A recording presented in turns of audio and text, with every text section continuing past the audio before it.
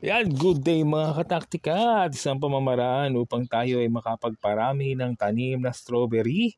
Ayan, paikutan natin. Bali 4 side yung ating huhukayin. And then pag nahukay mo na yung 4 side, pwede mo na ngayong kuhanin yung ililipat mo na strawberry. Napakahalaga na maprotektahan ang mga ugat ng ililipat natin na mga strawberry o mga halaman. At yan mga kataktika, ang isang pamamaraan upang masiguro na mabubuhay ang ililipat na halaman. Yan, nakita nyo naman, nailipat natin na hindi nagalaw yung kanyang mga ugat. Dahil kapag naapektuhan ang ugat ng mga halamang inililipat, especially itong ating nililipat na strawberry, bibilang ng araw yan bago makarecover.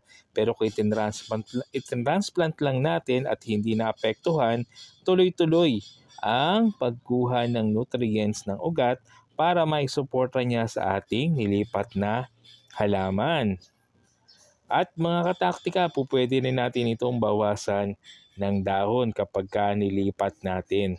Ito, medyo may butas yung dahon niya. So, pwede nating tanggalin itong isang dahon.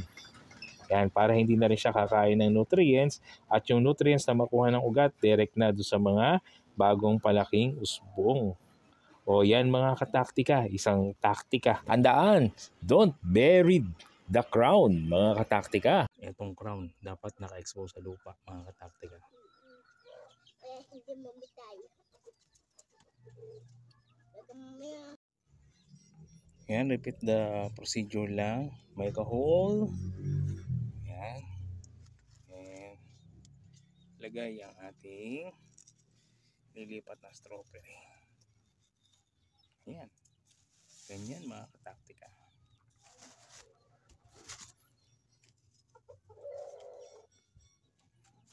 And medyo press natin.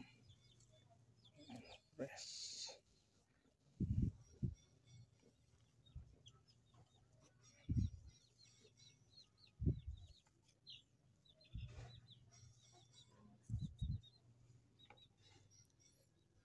Yan. Naka-expose ulit yung crown. Yan yung crown niya. Expose. Wag magkakamaling ibabaw sa lupa. Hindi yan mabubuhay.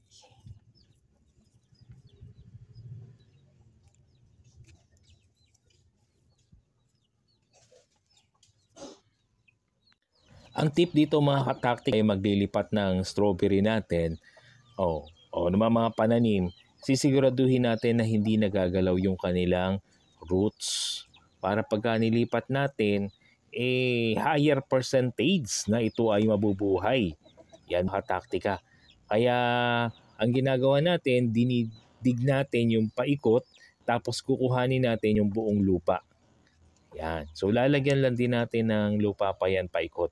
Malambot naman yung lupa. At saka yung pangkataktika, isa pang tip, hanggat maaari ang gagamitin yung lupa ay yung buhaghag para yung mga ugat ay mabilis makalago, makakuha ng mga nutrients. Mamimili ka kung gusto mo magparami ng runner ay bibigay sa iyo ng strawberry.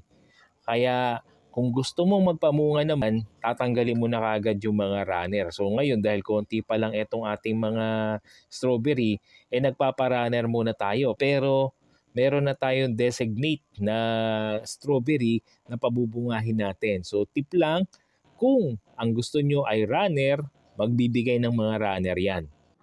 At kung magsisimula kang pabunga, tanggalin mo na ang mga runner. So naglagay tayo ng transparent roofing. Yan, para umulan umaraw, hindi maapektuhan ng ating halaman. At ito na yung ating tanim na strawberry, sibuyas. So mga kataktika, katulad ng ginawa natin sa ating grapes, sinubukan natin na lagyan na ito ng transparent roofing para tuloy-tuloy ang paglago ng halaman, tagulan man o tag-araw. At naglagay na rin tayo ng dry chick eggshell, mga kataktika. So yan yung mga iniipon natin, di natin tinatapon at dito nilagay natin para makatulong sa pagpapaganda ng ating mga pananim. Ito yung nauna natin sibuyas, mga kataktika. Ayan, malulusog na. At etong area na to, mga kataktika, malinis na. Hindi na siya puro kalat. At dito na ngayon, sa ilalim naman, yung mga manok.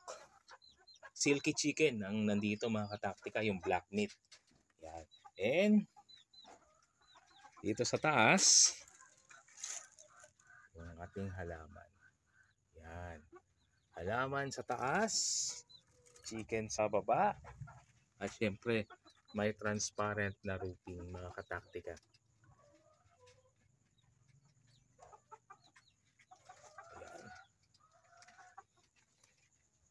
Sana'y inyong naibigan ang ating ginagawang transformation itong lugar na to, mga kataktika.